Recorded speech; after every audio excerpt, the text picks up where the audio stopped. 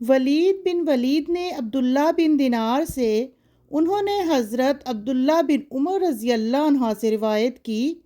کہ ان کو مکہ مکرمہ کے راستے میں ایک بدوی شخص ملا۔ حضرت عبداللہ رضی اللہ عنہ نے ان کو سلام کیا اور جس گدھے پر خود سوار ہوتے تھے اس پر اسے بھی سوار کر لیا،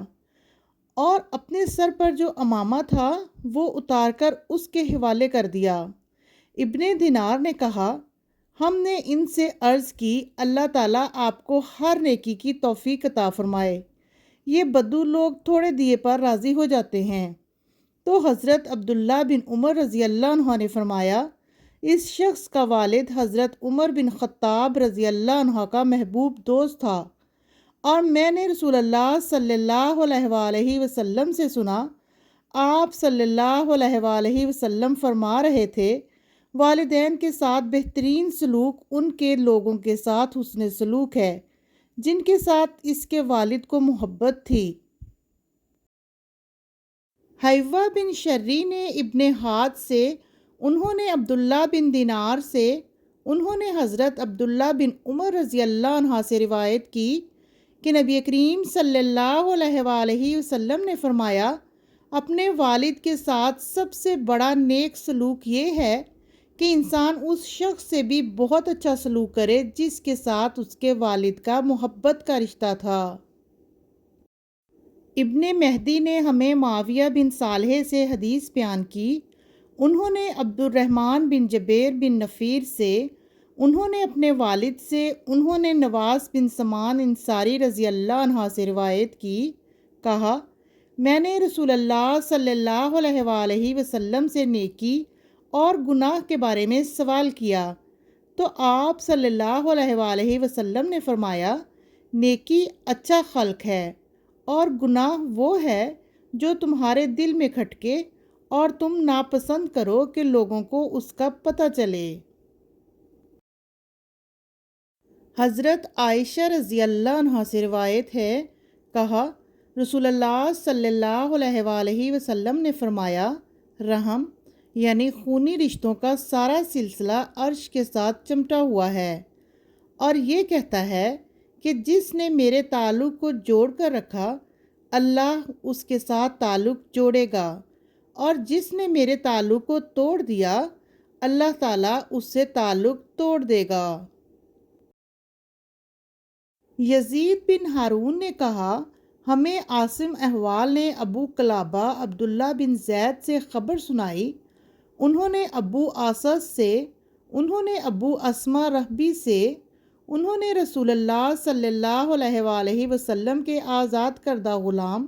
حضرت ثوبان رضی اللہ عنہ سے، اور انہوں نے رسول اللہ صلی اللہ علیہ وآلہ وسلم سے روایت کی کہ آپ صلی اللہ علیہ وآلہ وسلم نے فرمایا، جس شخص نے کسی مریض کی عیادت کی وہ مسلسل جنت کی روش میں رہا۔ آپ صلی اللہ علیہ وآلہ وسلم سے پوچھا گیا، یا رسول اللہ، جنت کی روش کیا چیز ہے؟ آپ صلی اللہ علیہ وآلہ وسلم نے فرمایا، اس کے پھل جنہیں وہ چنتا ہے۔ منصور نے ابراہیم سے، انہوں نے اسود بن یزید نخعی سے روایت کی، انہوں نے کہا، کچھ قریشی نوجوان حضرت عائشہ رضی اللہ عنہ کی خدمت میں حاضر ہوئے جبکہ وہ منا میں تھیں، وہ نوجوان ہنس رہے تھے۔ حضرت عائشہ رضی اللہ عنہ نے پوچھا، تم کس وجہ سے ہنس رہے ہو؟ انہوں نے کہا، فلاں شخص خیمے کے رسیوں پر گر پڑا، قریب تھا کہ اس کی گردن یا آنکھ جاتی رہتی۔ اس پر حضرت عائشہ رضی اللہ عنہ نے فرمایا، ہنسو مت، میں نے رسول اللہ صلی اللہ علیہ وآلہ وسلم سے سنا، آپ صلی اللہ علیہ وآلہ وسلم نے فرمایا، کوئی مسلمان نہیں جسے کانٹا چبھ جائے یا اس سے بڑھ کر تکلیف ہو، مگر اس کے لیے ایک درجہ لکھ دیا جاتا ہے اور اس کا ایک گناہ معاف کر دیا جاتا ہے۔ ابو زبیر نے کہا، ہمیں حضرت جابر بن عبداللہ رضی اللہ عنہ نے حدیث بیان کی کہ رسول اللہ صلی اللہ علیہ وآلہ وسلم ایک انصاری خاتون حضرت صائب یا حضرت مسیب رضی اللہ عنہ کے ہاں تشریف لے گئے۔ آپ صلی اللہ علیہ وآلہ وسلم نے فرمایا، صائب، یا فرمایا مسیب، تمہیں کیا ہوا؟ کیا تم شدت سے کانپ رہی ہو؟ انہوں نے کہا، بخار ہے، اللہ تعالیٰ اس میں برکت نہ دے۔ آپ صلی اللہ علیہ وآلہ وسلم نے فرمایا، بخار کو برا نہ کہو، کیونکہ یہ آدم کی اولاد کے گناہوں کو اس طرح دور کرتا ہے جس طرح بھٹی لوہے کے زنگ کو دور کرتی ہے۔ عطا بن ابی رباح نے حدیث بیان کی، کہا، ایک دن حضرت ابن عباس رضی اللہ عنہ نے مجھ سے کہا، کیا میں تمہیں اہل جنت میں سے ایک عورت نہ دکھاؤں؟ میں نے کہا، کیوں نہیں؟ انہوں نے کہا، یہ سیاہ فام عورت ہے، یہ نبی کریم صلی اللہ علیہ وآلہ وسلم کی خدمت میں حاضر ہوئی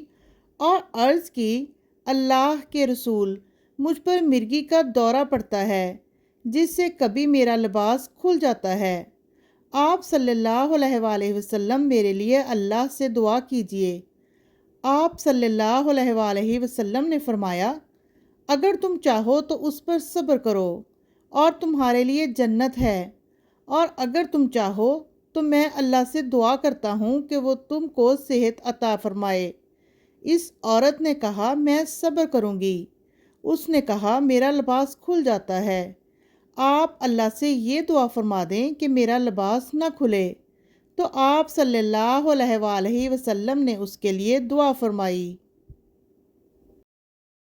سالم نے اپنے والد سے روایت کی، کہا، رسول اللہ صلی اللہ علیہ وآلہ وسلم نے فرمایا، مسلمان دوسرے مسلمان کا بھائی ہے، نہ اس پر ظلم کرتا ہے، نہ اسے ظالموں کے سپرد کرتا ہے۔ جو شخص اپنے بھائی کی حاجت پوری کرنے میں لگا ہوتا ہے، اللہ تعالیٰ اس کی حاجت روائی فرماتا ہے۔ جو کسی مسلمان سے اس کی ایک تکلیف دور کرتا ہے،